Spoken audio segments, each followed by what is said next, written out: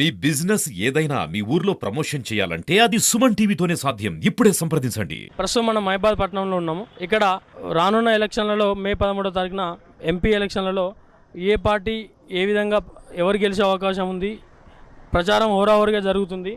మరియు అభ్యర్థులు కూడా ప్రచారంలో మునిగిపోయి ఉన్నారు. ఏ పార్టీ ఏ విధంగా గెలుస్తుంది, ఏ పార్టీ వైపు ఉన్నారు ప్రజలు అనేసి, మహిబాద్ పట్టణ ప్రజలు అనేసి ఒకసారి తెలుసుకునే ప్రయత్నం చేద్దాం. ఇప్పుడు మనకు మే 13వ తారీఖున ఎలక్షన్స్ ఉన్నాయి కదా, అసెంబ్లీ పార్లమెంట్ ఎలక్షన్స్. ముగ్గురు అభ్యర్థులు కూడా గట్టిగానే ఉన్నారు కదా, ప్రచారం కూడా బాగా జరుగుతుంది. ఇప్పుడు ఏ పార్టీ గెలిచే అవకాశం ఉందండి? ఏ పార్టీ గెలిచినా మనకు వచ్చేది ఏమీ లేదు. వాళ్ళు బాగుపడదు తప్ప ఇంకేముండదు. పబ్లిక్ని దోసుకొని ప్రజలను వాళ్ళ కష్ట నష్టాలు చూడకుండా ప్రతి ఒక్కరు దోసుకుంటానికి వస్తాడు. ఏ పార్టీ సక్కలేదు, అందరు దొంగలే.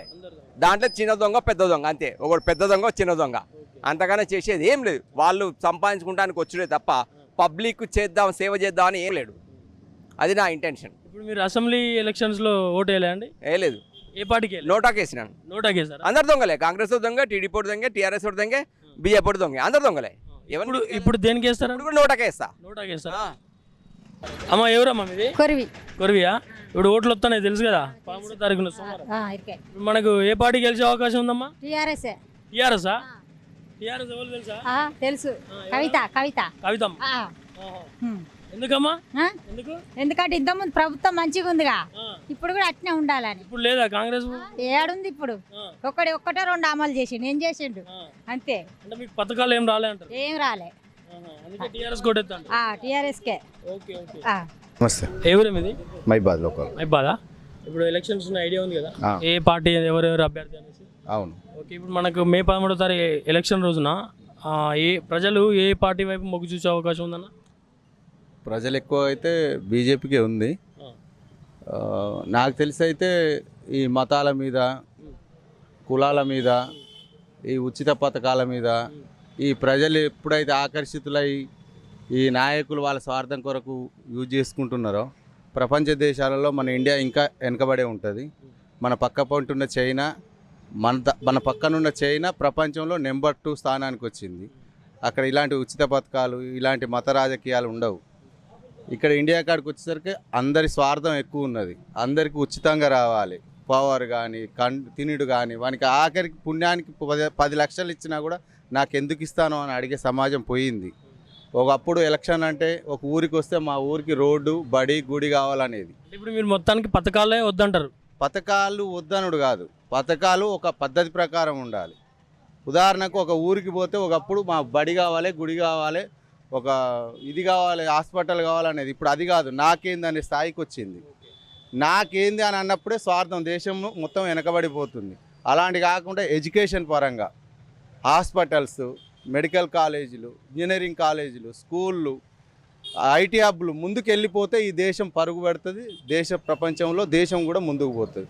ఎప్పుడైతే స్వార్థం, నా డబ్బులు నాకొస్తే, ఓటైతే నాకే ఇస్తాం అనే ఉద్దేశం ఎప్పుడైతే పోతుందో అప్పటిదాకా ఈ దేశం ఇట్లనే ఉంటుంది. ఎప్పుడైతే మతం, కులం అని ఉంటుందో ఆ దేశం కానీ ఆ రాష్ట్రాలు కానీ వెనకబడితే ప్రపంచంలో మన దేశం కూడా వెనకబడి ఉంటుంది. ఇప్పటికైనా ప్రతి ఒక్క యువత, ప్రతి ఒక్క మేధావులు ఆలోచించి దేశాన్ని ముందుకు పోవాలంటే ఎవరైతే ఇష్టమో, ఎవరైతే మంచోళ్ళో వాళ్ళకే ఓటేయాలని నాకు.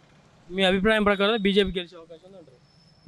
ఇప్పుడున్న సిచ్యువేషన్ ప్రకారం మతం, రాముడు మతం అనేదాన్ని, మతాన్ని మతంలాగా చూడాలి, దేవుణ్ణి. అలా కాకుండా వాళ్ళే ఇది చేసినట్టుగా చేసుడు.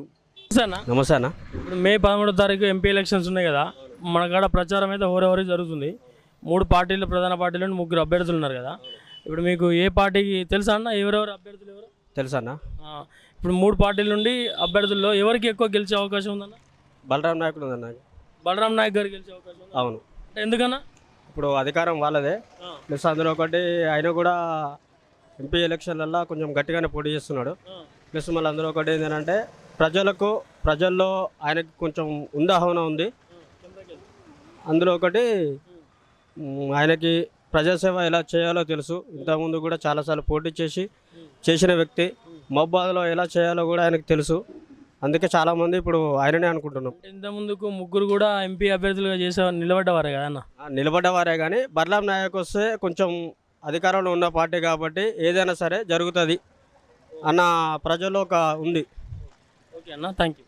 వస్తే అన్న ఇప్పుడు మనకు మే 13వ తారీఖున ఎలక్షన్స్ ఉన్నాయి కదా, ఇప్పుడు ఏ పార్టీ గెలిచే అవకాశం ఉన్నది?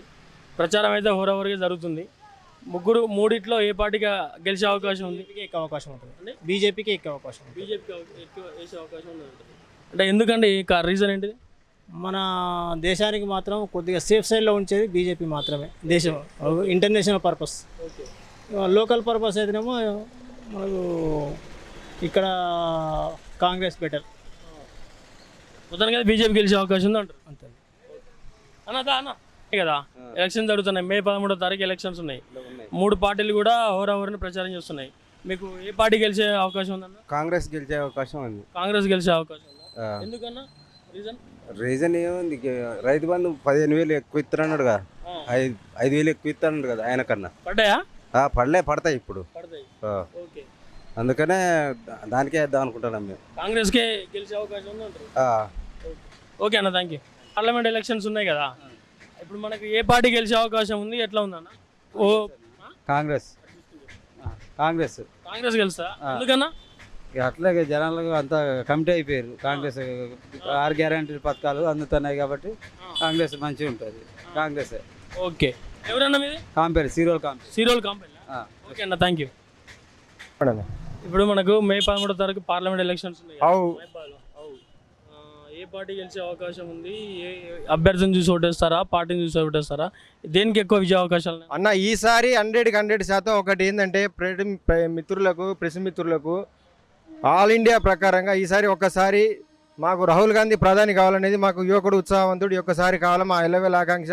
మాకేదో ఎమ్మెల్యేలకు ఎంపీకి ఓటేస్తే మాకు వచ్చిన ఆదాయం లేదు. ఒకసారి యువనాయకుడు అనేది కొత్త రక్తాన్ని దేశవ్యాప్తంగా మార్చాలని, ఒక్కసారి దేశవ్యాప్తంగా కాంగ్రెస్ని అధికారంలో తీసుకురావాలనేది మా ఆకాంక్ష. కాంగ్రెస్ పార్టీకి ఓటేస్తారు? ఆ కాంగ్రెస్ పార్టీకి 100% ఇస్తాడు ఈసారి. రాష్ట్ర ప్రభుత్వం ప్రవేశపెట్టిన పథకాలను అందుతున్నాయి 100%. కాకపోతే ఎన్నుకో ముందు దర్జన 10 సంవత్సరాలు లేని 3 నెలలు చూపిస్తారు. దాంట్లో 80% డౌట్ పడాల్సిన అవసరం లేదన్నా. చేస్తారు, ఎన్నుకో ముందో చేస్తారు, మేము చేసి చూపిస్తారు. వాళ్ళు మా నాయకత్వంలో చేసి చూపిస్తారు. ఓకే అన్న, థ్యాంక్ యూ.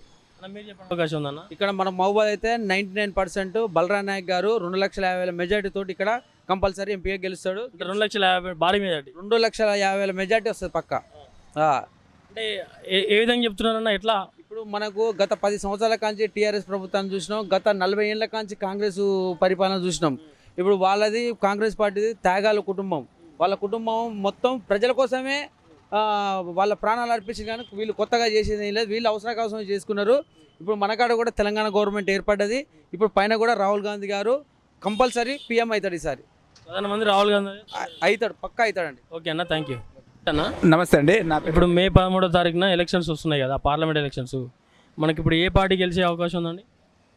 100% రాష్ట్రంలో కాంగ్రెస్ ఉంది కాబట్టి కేంద్రంలో కూడా కాంగ్రెస్ వస్తే బాగుంటుంది. పొరపాటున ఒకవేళ వేరే పార్టీ వచ్చిందనుకోండి, మనకు రాష్ట్రానికి రావాల్సిన నిధులు రాకపోవచ్చు అని నా ఫీలింగ్ అండి. At the same time A party వచ్చినా సరే బీద వాళ్ళకు లేదంటే మధ్యతరగతి కుటుంబ వాళ్ళకు అనుకూలంగా ఉంటే మంచిది. పొరపాటున పెద్దవాళ్ళు ఎవరైనా వచ్చేసి ఇబ్బంది పెడితే మాత్రం ఏం చేయలేదు. ఓకే అండి, థ్యాంక్ యూ. నమస్తే అన్న. నమస్కారం అండి. మనకు పార్లమెంట్ ఎలక్షన్స్ వస్తున్నాయి కదా మే 13వ తారీఖున. అవును సార్. 3 ప్రధాన పార్టీలు కూడా ఉన్నాయి. అవును. దాంట్లో ఇప్పుడు మనకు ఏ పార్టీ గెలిచే అవకాశం ఉందన్న? కాంగ్రెస్ గెలిచే అవకాశం ఉంటుంది. కాంగ్రెస్కి అవకాశం ఉందండి? అవును. ఎందుకంటే తెలంగాణ గవర్నమెంట్ మన కాంగ్రెస్ ఇదైంది కాబట్టి నెక్స్ట్ కూడా కాంగ్రెస్ గవర్నమెంట్ కేంద్రంలో వస్తే పనులు అవుతాయి. వాళ్ళు ప్రవేశపెట్టిన ఏ అయితే పథకాలు ఉన్నాయో అవి కూడా అవుతాయి అనే ఆలోచనతో జనాల్లో ఎక్కువ ప్రజలు ఆలోచన ఉంది. కాంగ్రెస్ వస్తుంది అనుకుంటున్నాను. కాంగ్రెస్కి వస్తే అవకాశం ఉంది. అవునండి. పథకాలు అన్నీ వస్తున్నాయండి? పథకాలు అయితే ఒక 2 మాత్రం సక్సెస్గా అయినాయి, మిగతా అన్నీ పెండింగ్లో ఉన్నాయి. అవి కూడా చేస్తామంటారు. ఎంతవరకు అవుతాయో కష్టం.